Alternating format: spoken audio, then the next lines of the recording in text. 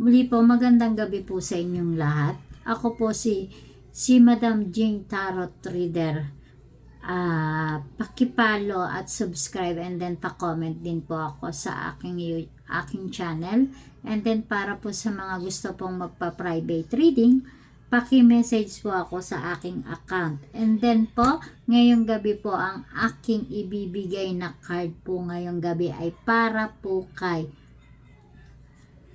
air sign at fire sign. Uulitin ko po ang baraha ngayong gabi kay air sign at fire sign.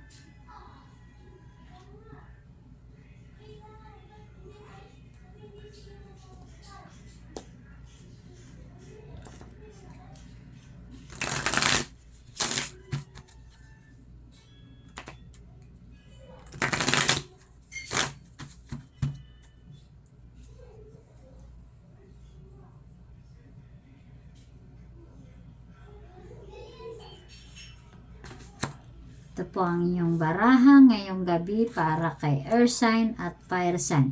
Sinasabi po dito ng inyong mga baraha na dalawa kayo sa pag-ibig ng inyong mga minamahal. Ibig sabihin, hindi isa or dalawa kayo sa pagmamahal or minamahal ng inyong karelasyon. Ibig sabihin, na kailangan daw na pumili ng isa sa inyo ang inyong karelasyon or mahal ninyo. Kahit ba kayo ay girlfriend, boyfriend, or asawa, or kabit, ibig sabihin, kailangan ng pumili sa inyo ang inyong minamahal. Kailangan nyo daw tanggapin kung ano man ang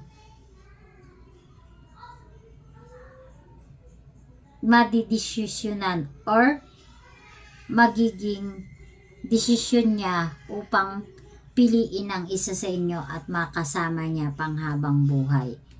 And then, sinasabi rin po dito ng inyong mga baraha na tanggapin mo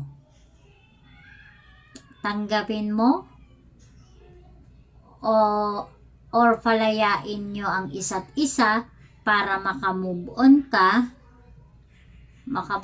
on ka at hindi ka na masaktan muli.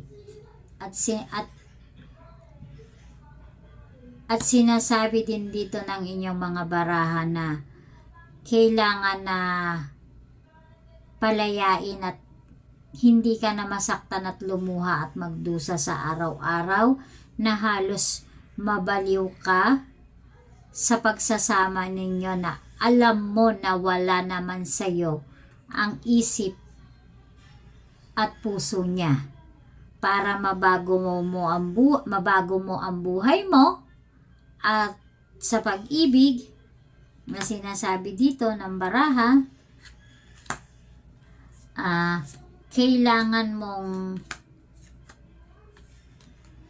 palayain at tanggapin kung ano man ang desisyon niya, at kahit ilang taon man or months kayong nagsama or magkarelasyon, na dapat mo nang pakawalan at palayain na kailangan kung sino man ang pipiliin ng mahal mo at dapat nakahanda ka upang tanggapin at ihanda ang iyong sarili na ikaw ay tanggapin yon. Kesa naman na magdusa ka at masaktan ka at lumuha, kailangan mong palayain ang iyong sarili at mabago ang buhay mo. Sapagkat dalawa kayo sa buhay niya na kailangan maunawaan mo bilang air sign at fire sign, kayo yung mga may karelasyon or nakipagrelasyon na dalawa kayo or may kahati kayo sa inyong mga mahal sa buhay. At muli po, excuse me po, doon po sa mga may guhit na palad po muli dito po, at tandaan nyo po yung may mga guhit na palad na may, dito po siya na may krus na pa ganyan. Tandaan nyo po guys, kung may guhit kayong pa-cross na ganyan, yan po, na may cross na pa ganyan, hindi po yan cross. Yan po ay isang palatandaan na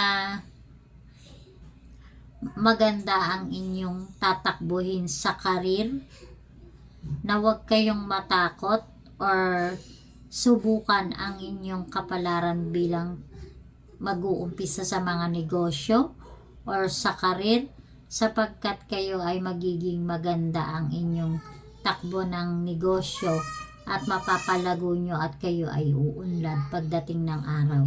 Yan po yan, yung may palatandaan pong paganyan, hindi po cross po yan. Yan po ay sign na star na pag kayo ay may palatandaan na ganyan, matagumpay po kayo sa negosyo at sa karir, larangan ng pag-unlad po yan. Muli po, magandang gabi po ulit sa inyong lahat. Ako po si Madam Jean at maraming salamat po muli sa inyong pagsubaybay sa akin.